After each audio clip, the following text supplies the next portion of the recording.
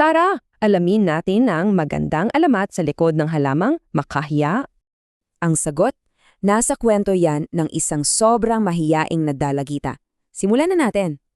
Kilalanin natin si Maria, isang dalagita na may simpleng pamumuhay kasama ang kanyang mga magulang.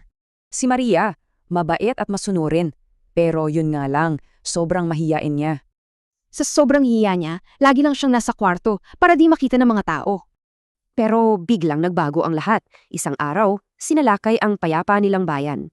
Pumasok ang mga bandido, nagnanakaw at nananakit ng kung sino mang humarang sa kanila. Sa takot para sa kanya, itinago siya ng mga magulang niya sa hardin. Habang pinapasok sila ng mga bandido, nagdasal ang nanay niya para sa kaligtasan ni Maria. Sinubukan siyang ipagtanggol ng tatay niya pero pinabagsak siya. Pati nanay niya, nahuli rin.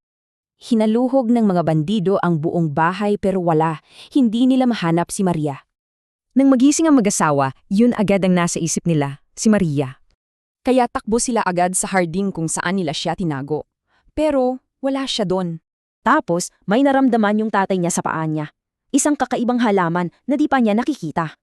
At ang nakapagtataka, pagkahawak niya, biglang tumiklop, parang si Maria lang, di ba? Doon na nila naintindihan. Nasagot ang dasal nila. Ginawang halaman si Maria para maligtas.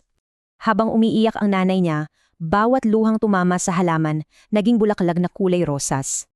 Kaya mahiya ang ipinangalan nila mula sa salitang mahiyain, tulad ng anak nila. At yan na nga ang alamat kung bakit yumuyuko ang dahon ng makahiya kapag nahihipo. Kaya mapapaisip ka rin, no? Paano nga ba tayo binabago ng mga pagsubok sa buhay?